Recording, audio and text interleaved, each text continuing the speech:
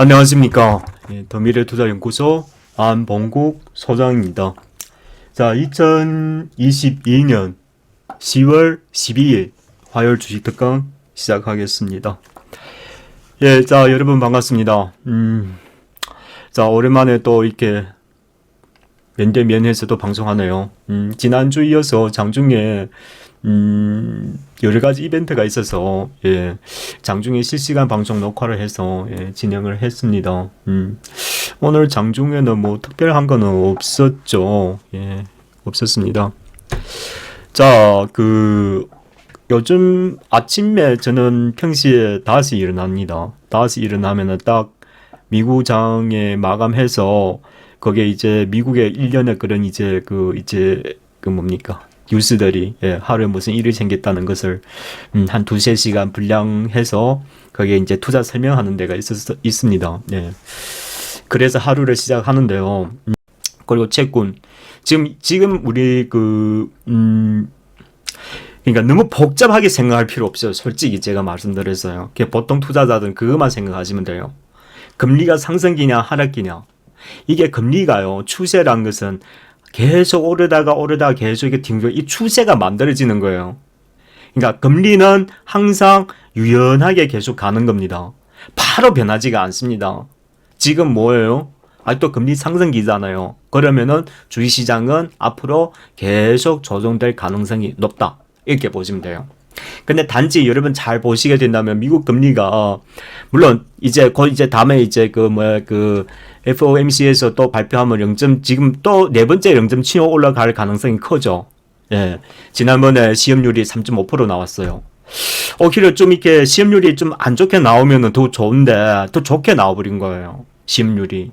지난 분기는 3.6인데 이번 분기는 3.5로 나왔어요. 그러다 보니 그러니까 뭐 간단합니다. 달러가 기축통화하다 보니까 미국의 돈이 달러가 넘쳐요. 예, 여러분 생각해 보세요. 달러가 강세면은 미국 사람들은 물건 살 때 더 싸게 사는 거예요. 그러니까 이런 시장 상황에서 딱 미국만 좋아요. 다른 나라들은 다 죽는 거죠. 죽는 거예요. 뭐 이게 1년에 한 십몇 년씩 한번 이렇게 돌아다 보면은 통화가 이렇게 뭡니까? 주기가 있어요. 전 세계 통화량의 주기들이 십몇 년씩 한 번씩 이렇게 도는데 한 번씩 돌아옵니다. 예, 돈이 줄었다 내렸다. 우리가 바닷가에 물이 올랐다 내렸다 하는 것처럼 사실 이게 금융의 생태 환경도 똑같아요. 돈이 늘었다 줄었다 늘었다 줄었다. 이게 경제 상황에 따라서 전 세계 통화량을 조절하는 곳이 미국 연준입니다. 그러니까 돈이 너무 많다 보면은 좀 줄여야 되고, 돈이 너무 적다 하면 또 공급하고, 이제 이런 상황이란 거죠. 이런 기본적인 건 아시죠? 또 너무 어렵게 얘기하면은 뭐, 예, 그렇다는 뜻이에요. 그러니까 미국은 아직도 돈을 줄고 있다. 예. 그 기준이 뭐냐? 물가랍니다, 물가. 그래서 지금 미국의 기준은 물가는 2% 보는데 2%까지는 내려오기가 상당히 힘들고, 지금 대체적으로 보면 한 3%까지, 3에서 4%까지 그 기간에 물가가 들어오면은 금리가 어느 정도 정체가 될 거예요. 그래서 지금 전 세계, 그러니까 그겁니다. 여러분 잘 아셔야 돼요. 금리를 계속 올리는 것은 어떻게 물가 잡는 방법이 두 가지가 있습니다. 자, 첫 번째는 공급을 많이 하는 겁니다. 수요는 일정한데 공급을 이렇게 많이 해주면은 이게 물가가 떨어진단 말이죠. 그러니까 과거 20년 동안 우리나 전 세계 다 편하게 잘 살았던 이유가 뭐냐? 중국에서 충분한 공급을 많이 해줬다는 거예요. 저렴한 노동력으로 공급 상품을 저렴하게 많이 공급하다 보니까 이게 밸류 체인이 되게 형성돼 가지고 물가가 계속 일정하게 낮게 유지하면서 선진국도 행복하게 살고 우리도 행복하게 살고 중국도 그 기간에 돈을 많이 벌었던 이런 생태계 구조가 되어 있다는 거죠. 근데 이게 변했습니다. 중국의 경제가 워낙 이제 강대해다 보니까 미국에서 이것을 제재하려고 하는 거예요. 예. 그래서 지금 패권 전쟁이 계속 이어지는 겁니다. 그러니까 제일 중요하게는 중국이 지금, 예, 최상의 뭐라 해야 되죠, 이게? 예. 큰형님 자리를 올리려고 막 노력하다 보니까 미국, 잡아라 하면서, 예, 이렇게 된 거죠. 어쨌든. 그래서 미국은 지금, 그러니까 중국도요, 그 경제 체제가 과거에는 생산 노동력 중심에서 노동 집약적 생산에서 이제 그 뭡니까? 자본 집약 생산 같은 거로 전환하는 그런 주기에 들어가 있는 거예요. 그러니까 한 장에 점핑할 때 됐다는 거죠. 그래서 지금 중국의 수출 상품들 뭐 과거처럼 뭐 공산품 먹는 거 막 이게 시시한 거 이렇게 노동 집약적 상품이 많았다면 요즘은 아니죠. 핸드폰, 태블릿 PC, 그렇죠? 모니터. 요즘 VR기기 우리보다 더 잘 만들어요. 애플에서 지금 BOE의 아몰레드를 채택하고 있습니다. 그러니까 우리나라 핵심 산업들 중국에 다 뭐 그야 8, 90%가 다 치고 올라온 거예요. 그만큼 중국이 생산 상품이 이제 이제 한 단계 이제 점핑하는 거죠. 그러니까 반도체가 많이 필요. 근데 그러니까 중국이 그동안 그 성장하면서 유일하게 반도체를 성공 못 시켰어요. 그러다 보니까 이게 더 이제 그 이제 4차 산업 더 이렇게 뭐 어쨌든 미국이 아무리 제재하더라도 중국의 경제 체제와 규모가 그게 있기 때문에 어떻게 하든 성산을 시킬 거예요. 그냥 빠르냐 늦냐 그런 관계지. 미국도 그것도 알고 있을 거예요. 그러니까 그 대신에 너무 빠르게 성공 못 하도록 계속 이렇게 제재하는 거죠. 중국 같은 경우는 지금 뭐 20나노 밖에 반도체만 지금 규모 생산, 대량 생산할 수 있고 20나노 안에는 아직 생산 못 합니다. 기술이 없고 공장 장비 같은 것도 많이 부족합니다. 그래서 요즘에 미국에서는 장비를 수출 못하게 하잖아요. 한 14나노까지만 생산 체제 들어가면은 이제 완전히 고사양 미세 공정으로 들어가게 되어 있어서 그 다음에 이제 그거는 이제 인력이나 이제 자본을 투자해서 10나노 점핑을 가버릴 수가 있어요. 그래서 지금 초기 단계부터 계속 막으려는 거죠. 20나노 안으로 못 들어오게끔. 지금 그런 겁니다. 그 중국도 엄청나게 지금 자금을 투입했어요. 했는데 성공을 못 시켰어요. 성공을 못 시켰다 보니까 중국 공산주의 체제는 그거 있어. 성공해 뭐 영웅이고 실패하면은 지옥에 인민 심판을 받습니다. 그렇게 체제가 그런 거예요. 그러니까 뭐 그 당에서 이렇게 임무를 주면은 그거를 진짜 충정적으로 잘 완성해야 되는데 성사 못한 것이 문제가 된 거죠. 사실은 그 사람들 택할 것이 아니라 이거는 완전히 국가 주권의 문제라서 미국에 계속 이렇게 제재하니까 안 된 거지. 그 사람들 관계자를 탓하는 것이 마땅하냐 그렇게 생각이 되네요. 어쨌든 그래서 대만하고 우리나라 역할이 중요해진 거예요. 그래서 바이든이 이제 동남아로 딱 오면은 우리나라 방문했고 대만 방문하고 막 그러잖아요. 그 미국 국회의원들이 그 왜서 그래요? 이뻐서? 아니죠. 반도체 때문에 그런 거죠. 그래서 사실 일본은 그렇게 중요하지는 않은데 그래도 일본도 방문했어요. 그래서 이 반도체가 문제예요. 근데 여러분 반도체는 뭐 실리콘이라든가 그리고 그 뭡니까 많은 히터리로 이렇게 중국에서 그래도 거의 전 세계 3분의 2 시장을 차지한단 말이죠. 근데 만약에 여러분 이렇게 중국도 지금 당대회 준비 중이고요. 미국도 지금 중간선거 지금 곧 이제 시작이 되잖아요. 그렇죠. 만약 이런 식으로 진짜 제재가 강하게 들어가면은 중국은 어떻게 해요? 히토류로 이제 대항할 수밖에 없는 거예요. 중국에 이미 뭐 며칠 전에 등간을 했어요. 히토류 갖다가 통제를 하겠다고. 너무 그렇게 세계 반도체 질서를 중국한테 너무 강압하면은 니 죽고 내 죽고 그러니까 이겁니다, 여러분. 중국에서 히토류를 완전히 이제 통제시켜버리면은 그는 갈 때까지 가는 거예요. 전 세계 이제 밸류체인 반도체도 이제 생산 못 하는 겁니다. 히토류를 그렇게 생산하더라도 중국에서 많은 광원을 지금 많이 차지하고 있어요.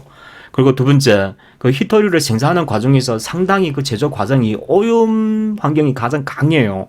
그러다 보니까 미국이나 캐나다 못하는 것이 아니라 이게 워낙 산업이 너무 환경에 피해가 많다 보니까 뭐 환경단체라든가 그런 것이 이제 뭐 그게 이제 고부가치 산업으로 좀 이렇게 제외시킨 거죠.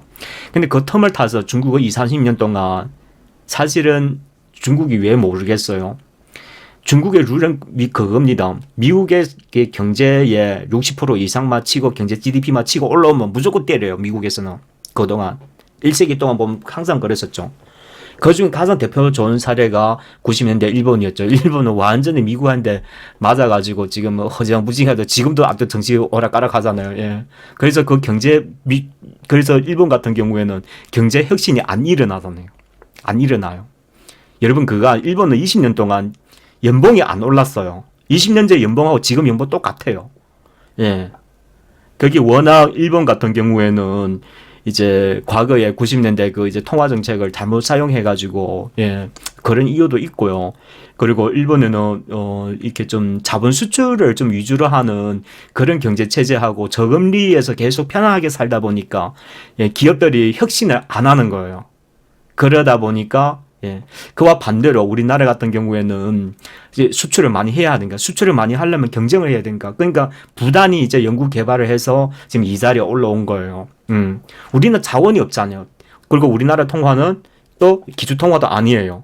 어떻게 해서든, 예, 기술 개발해서 수출을 해야만이 경제가 성장할 수 있는 그런 구조로 되어 있는 거예요. 그러니까 부단히 연구 개발할 수밖에 없는 거예요. 그러다 보니까 이게 정상까지 올라온 거예요. 그래서 우리나라가 참 대단한 나라고 보셔야 되는 겁니다. 예, 우리 평균 이제 1인당 소비량으로 이제 소비 규모로 했을 때는 우리 지금 일본하고 거의 맞먹습니다, 지금은. 이제 몇 년 안 되면 우리가 일본을 초과합니다. 개인 소비당. 예. 일본이 지금 34,000불인가 그래요. 예, 우리나라도 거의 뭐 34,000, 45,000 그래요. 근데 일본에는 경제 성장률이 1%도 안 되잖아요. 그 우리나라 어쨌든 2%, 3% 예, 유지하잖아요. 그렇죠?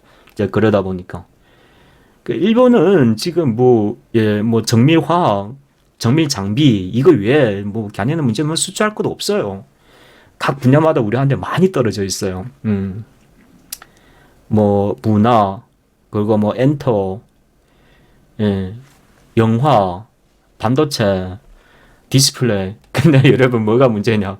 중국이 진짜 빠른 속도로 지금 추격하고 있어요.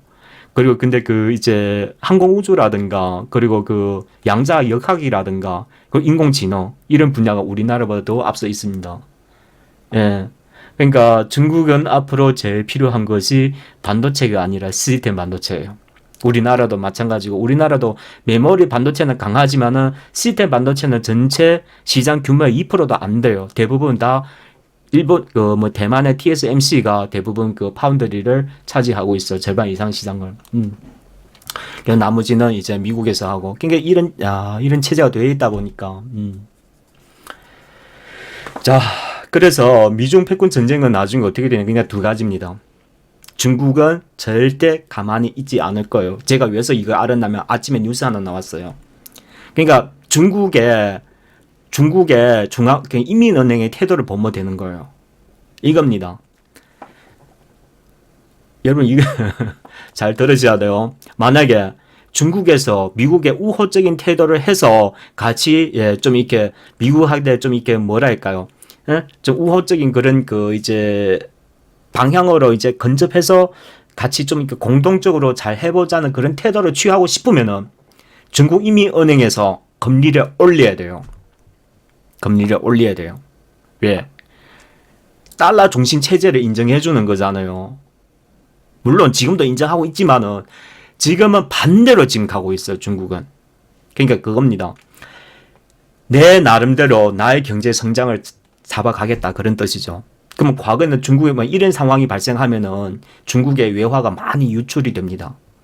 근데 중국은요, 금융 경제가 개방 경제가 아니에요. 국가가 통제를 할 수 있어요, 금융 시스템을. 그러니까 달러를 이렇게 밖으로 이렇게 나가는 것을 이제 규제를 해버리는 거예요. 1인당 10,000불, 20,000불 막 이런 식으로. 과거에는 한 50,000불인가요? 예, 막 그런 식으로 계속 규제를 해버리니까, 예, 그렇게 이제, 중국의 인민 통화 환율도 반자율 통화잖아요. 그렇죠.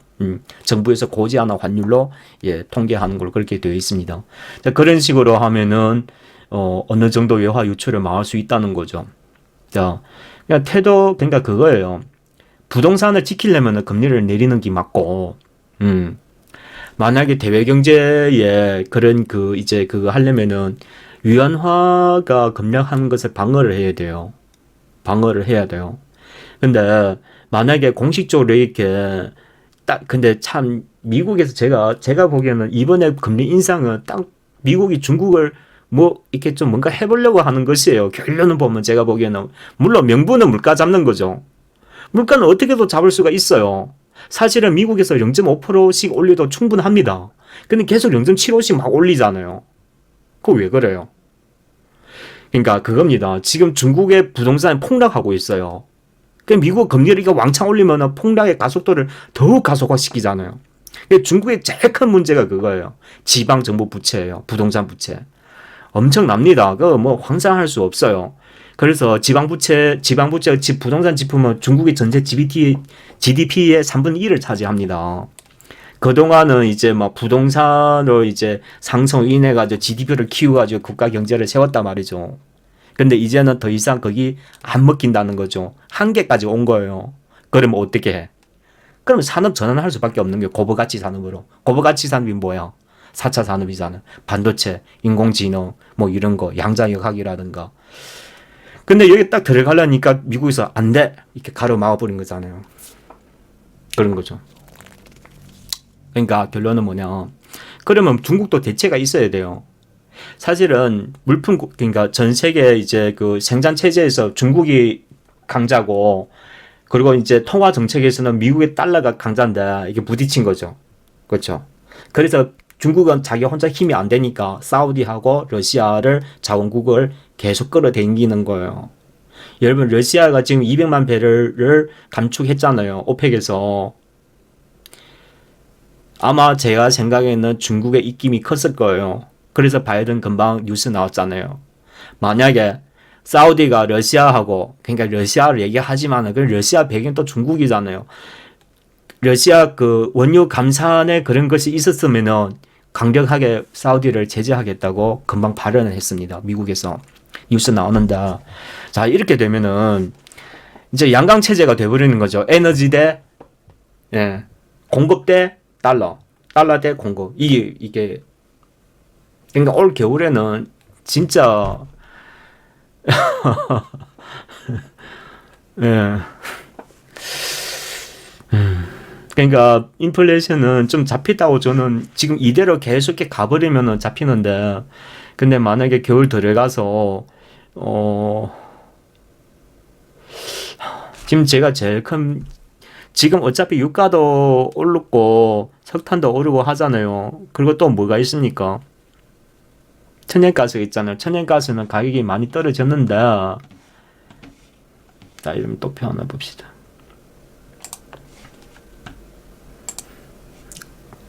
그러니까 답안이 천연가스에 있더라고요. 제가 딱 보기에는.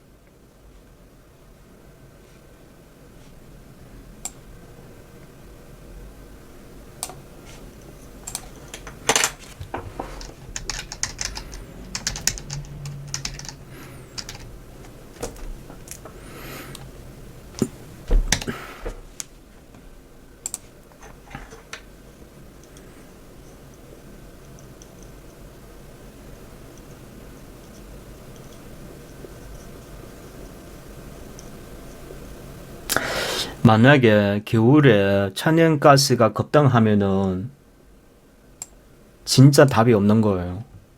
3대 에너지가 다 가격이 또 한번 촉발되는 거예요. 그러면 연준 입장에서는 또 금리를 올려야 돼요.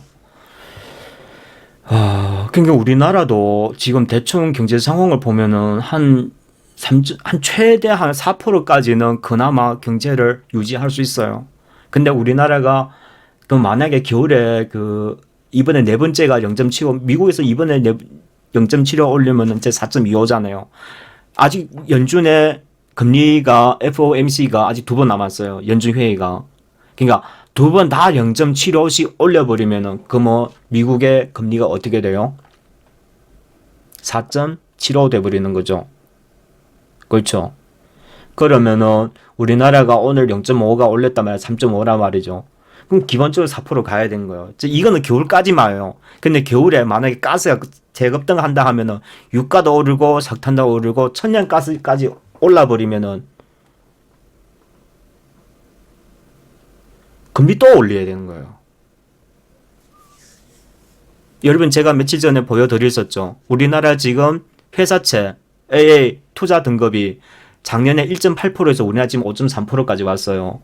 오늘 0.5 올렸으니까 아마 더 올랐을 거예요. 그렇게 되면은 연말까지가 회사채가 한 7, 8%까지 오를 수가 있어요. 그러면은 우리나라 중소기업들 한 3분의 1은 연거 못 합니다. 생산하면 무조건 적자예요. 어떻게 할까? 이제 그런 거죠. 그러니까 핵심은 여러분 이제 천연가스를 잘 봐야 돼요. 근데 문제가 뭐가 있냐면은 이게 천연가스 4분기만 되면은 무조건 급락해요. 재고가 아무리 많더라도 추우니까 많이 태워야 되니까 그러면은 또 급등한다는 거죠. 그리고 영국 정부가 이제 국채 매입 프로그램을 다시 가동한다 하잖아요. 물론 지난번에 감세 정책 때문에 재가동하는 거는 좋지만은 근데 명분상에는 국채 금리를 잡겠다는 뜻이에요. 더 이상 급등한 것을 방치 안 하겠다는 거. 근데 반대로 여러분 잘 생각해 보세요. 파운드로 국채를 사요. 그럼 이게 뭡니까? 양적 완화잖아요. 물가에다가 더욱 불을 지르는 거예요. 답이 없죠. 그래서 이번에 만약에 금융위기 진짜 어디 발생한다면은 개발도상국도 있을 수 있고 지금 유일하게 유럽이 가장 위기가 선에 지금 닥친 거예요. 유럽의 문제가 지금 상당히 많아요. 금융 충격하면 크게 다칠 수가 있는 그런 상황까지 도달했습니다. 이러지도 못하고 저러지도 못하고 미국에서는 자기가 이제 살아남기 위해서 금리는 계속 올리고 그러니까 달러하고 그러니까 유로화하고 파운드화가 계속 밀리는 거예요. 이런 식으로 하면은 물가 상승에 따른 자국 통화 하락에 추가해가지고 그게 유럽 국민들은 그냥 고통 속에 살아야 되는 거죠. 겨울에 배도 굶고 에너지도 부족해서 그런 거죠. 그래서 지금 유럽에 가장 잘 팔리는 게 뭔지 아십니까? 중국의 전기장판이 가장 잘 팔려요. 예. 뭐 이게 하루에 막 몇만 개씩 팔린답니다. 뭐 겨울에 가스가 부족할까봐 그것을 대비하는 거죠. 그렇습니다. 그래서 핵심은 겨울에 천연가스 재고량을 봐야 된다. 그리고 만약에 겨울 들어가기 전에 바이든이 진짜 휙 돌아가지고 사우디를 크게 뭔가 제재를 시켜버린다면은 유가가 지금 90불이잖아요. 여기서 만약에 제재해버리면 그럼 뭐 사우디 가만 안 있겠죠. 또 추가 감산하겠죠. 그러면 무조건 금융위기 100% 터지는 거예요. 터지는 거예요. 그런 거는 절대 그 국가 경제 이거 받들을 수가 없는 거예요. 그렇게 돼버리면은 연준에서 금리 또 올려야 되겠죠. 그렇죠? 그러니까 우리 부모님 세대들이 억지로 쌓아난 자산들이 가만히 있는데 가만히 앉아 있는데 그냥 자고만 있었는데 자산이 다 흘러가는 거예요. 근데 이렇게 해서 최종적으로 성자가 누가 될 것이냐. 그러니까 여러분 우리가 97년도 외환 위기를 있으시면 안 돼요. 이렇게 돼버리면 미국의 자본가들이 제일 큰 수혜를 받습니다. 그러면 달러 강세가 지속되겠죠? 제가 보기엔 120까지는 꼭 오를 거예요. 만약에 그런 상황이 돼버리면 미국 자본가들이 양털 깎기를 시작하죠. 뭐가 양털 깎기냐? 절대적인 자본 세력으로 약한 국가의 경제 세력을 모두 다 그 이제 통화의 그 지배꾼로 해서 다 이렇게 쌀 때 다 이렇게 사가는 거예요. 달러로. 다 사고 나서 정상적인 경제 회복, 달러가 약세 전환되고 금리가 하락하기 시작하면 그게 가격이 또 오르잖아요. 그러니까 이전에 우리나라 외화은행 같은 거, 금융위기 때 외화은행이 못 버티다 보니까 스타가 우리 이제 사갔잖아요. IB에서. 그리고 경제 회복한 3, 4년 또 몇 조 더 붙어가지고 또 우리한테 또 되팔았잖아요. 그렇게 된다는 거죠, 여러분. 그게 양털 깎기예요. 뭔 말인지 아시겠죠? 미국에서 자본가들은 이번에 양털 깎기 하기가 너무 좋죠. 예. 자본이 참, 예, 우리나라가 아마 많이 깎일 것 같아요. 제가 보기에는. 우리나라는 자유통화면서도 경제 체제가 가장 완벽하고 좋은 기업들이 많아요. 그러다 보니까 만약에 미국의 자본가들이 양털 깎기 시작하면 우리나라 제일 먼저 쳐들어올 거예요. 예. 이제 그 시기가 이제 보면은 만약에 금리가 여기서 우리나라 혹시나 내년에 뭐 한 4% 이상 5%까지 치고 간다면 그건 뭐 100%예요. 예, 100%예요. 아, 답이 없습니다. 뭐 종목 얘기하다가 계속 여기 이런 얘기를 하지. 죄송합니다. 예. 자, 첫 번째는 그 히토류 하면은 뭐 전통적으로 다 잘 하잖아요. 유니온. 그쵸? 유니온을 여러분 지금 당대회가 진행 중이니까요. 이게 5,000원 이하에서는 자금성은 좀 사셔도 됩니다. 여러분 유니온 본업이 뭐 하고 있는 건지 아십니까? 시멘트가 44% 차지하고 페라이트가 35%예요. 페라이트에서 그거 뭡니까? 아, 그거 뭐라 하지? 아무튼 페라이트에서 그 이렇게 막 이렇게 하는 게 있어요. 그게 히토류로 분류되니까 지금 그래서 지금 수입 받는 거예요. 야네가 근데 백시멘토죠. 예.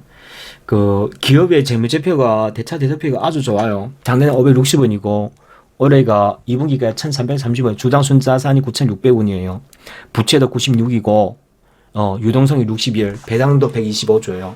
그러니까 5천 이하 사면은 배당도 2.5%씩 받을 수가 있습니다. 그러니까 단순히 지금 이거 보실 때는 너무나 5천 원 이하짜리는 괜찮아요. 근데 시장 폭락하고 4천 떨어졌다. 그럴 때 한 번 더 사주시면 되는 거예요. 어차피 중국하고 미국의 패권 전쟁은 못 끝나요. 갈 만큼 갔어요. 그러니까 중국에서 당대회 딱 끝나고 뭐 이게 뭐 조치가 이제 곧 나올 거예요. 이제 그때는 이제 확 치고 가버리는 거죠. 확 치고 가버리는 거죠. 그리고 두 번째, 우리나라 반도체 메모리 기업 중에서 중국이 대주주를 지니고 있는 기업이 하나 있어요. 중소기업 중에서. 걔네는 그 이제 모바일용 메모리를 만드는 기업인데 중국에서 반도체를 많이 투자하려고 당대회 전후인가 후로든가 뭐 동시인가 발표할 거예요. 무조건 발표할 거예요. 이것은. 왜 중국은 아직도 그만큼 성사를 못했기 때문에 그럴 때마다 정부에서 그런 발표할 때마다 이게 주도를 했어요. 기업 실적도 괜찮고 거기 어느 기회남이냐면은 피델릭스라는 기업이에요. 그러니까 미국에서 중국이 제재하면은 중국은 반도체에 더 투자하려고 나서잖아요. 그거 공부할 때마다 야가 주도합니다. 피델릭스가 중국의 동신 반도체라는 기업이 있어요. 야네 대주주예요. 30% 지분을 갖고 있고, 그리고 야네가 모바일용 메모리를 생산하고 판매하는 거예요. 그리고 메모리 이제 팹리스도 연구 개발에 있고요. 그건 한 5% 정도. 그리고 야네가 중국의 제일 큰 메모리 파운드리 공장 SMIC하고 전략적 제휴로 연결되어 있어요. 중국이 제일 큰 거. 예. 그러다 보니까 중국의 매번마다 반도체 투자 소식이 전할 때마다 테마로 제일 가장 먼저 우선이 급등하는 게 여기에요. 그래서 미중 패권 전쟁 중에서 가장 테마로 수혜받는 거 두 가지. 하나는 히토류, 하나는 우리나라에 있는 중국 반도체 기업들. 예. 이게 피델릭스 보면은 주가가 지금 기간 조정 위치에 있어서 지금 기간 조정의 하단에 있어가지고 너무 좋은 것 같아요. 그러니까 1, 2천, 3, 4천 이렇게 투자하시는 분들은 여기서 소량으로 먼저 좀 사셔갖고 좀 대응해보셔도 너무 좋을 것 같아요. 가격 조정은 여기서 이미 마쳤으니까 여기서는 크게 흔들림은 있을 것 같지가 않습니다. 신용도 2%밖에 안 되니까, 이 정도는 다 있어요. 없는 거 아닙니다. 예. 자, 이렇게 1,300원에서 한번 매집해가지고 미중 패권에서 좀 수익을 한번 거둬보시기 바라요. 이게 만약에 진짜 이제 중국이 대규모로 투자한다면은 이게 테마가 주도해가지고 한번 크게 시세도 날 수도 있어요. 한 미대 바닥에서 꼼꼼히 잘 샀을 때는 좀 가만히 잘 들고 계세요. 미중 패권 전쟁 아무리 얘기해봤자 끝이 없습니다. 근데 그동안은 미중 패권 전쟁은 그래도 경제에 영향을 크게 안 줬단 말이죠. 작년부터 본격적으로 미중 패권 전쟁으로 인한 영향을 받기 시작하면서 최근 이내에는 이제 외교 전쟁이까지 번진 거예요. 그러니까 그냥 사우디도 이게 큰 소리 칠 수 있는 것은 뭐냐면 뒤에 중국이 있기 때문인 거예요. 중국이 도와주고 있기 때문에. 그런 거죠. 그런 것에 그런 안 보이는 부분까지 다 이렇게 해서 말 한마디 말로 뭔가 쉽게 끝날 일이 아니에요. 결국은 보면은. 근데 중국의 반도체도 미국에서 그렇게 과거 역사 몇백 년 역사 이렇게 100년 이상 역사 보더라도 중국도 할 거예요. 그냥 시간이 좀 더 걸린 것 뿐이지. 예. 그리고 중국이 대만을 공략한다는 거는, 전쟁한다는 거는 현실적이지가 않아요. 그럴 가능성이 아주 낮습니다. 그거는 걱정 안 하셔도 돼요. 중국이 만약 대만을 공략해버리면 어차피 중국 정부에서 TSMC 공장을 다 폭파시키다고 해다는데, 그러면 전 세계 다 반도체 공급난이 이제 생기면서 아주 이제, 예, 그렇게 되면은 대한민국, 우리나라가 일바다 돼버리는 거죠. 큰 소리 치고 이제, 예, 그럴 수가 있는 거죠. 그러니까 여러분 그겁니다. 저는 앞으로 한 3년, 5년을 바라보고 지금 투자하고 있는데, 그러니까 여러분 좀 길게 보다 보면은 시장에 투자할 수 있는 분야가 무지 많아요. 예. 그렇게 해서, 저는 원래 회원 집단이 3개씩 거느리고 있어요. 제 VIP 집단에서는 좀 거액으로 하시는 분들이 좀 계시고, 중간 단계 사람들이 많아요. 예, 5천에서 3억 사이에, 5천 이내에 또 분류 있고, 이렇게 소액으로 그러니까 다 관리하다 보니까, 뭐 머리털이 계속 빠지는 거예요. 이게 한 가지로 가야 되는데, 3가지로 가다 보니까, 그래서 뭐 하다 보면은 한 분류는 제가 좀 이렇게 뭐 챙길 때도 있고 막 그래요. 예. 근데 어쨌든 지금 하락장에서는 본인만 손실이라고 생각하지 마세요. 다 손실이에요. 예. 근데 단지 제가 그랬었죠. 투자할 때부터 이게 주가하고 기업의 가치는 그러니까 같지 않아요, 여러분. 가치는 높은데 가격은 계속 떨어질 수가 있어요. 그러니까 그 가치를 보실 줄 아셔야 되는 거예요. 이런 경제 상황에서. 그 어려운 환경에서 돈 잘 벌면 되는 거예요. 통상 이럴 때는 인플레이션 국면에서는 뭐 에너지라든가 뭐 원자재라든가 이런 기업들이 돈 잘 벌어요. 뭔 말인지 아시겠죠? 줄 잘못 쓰시면 안 됩니다. 자, 오늘 방송은 여기서 마치겠습니다.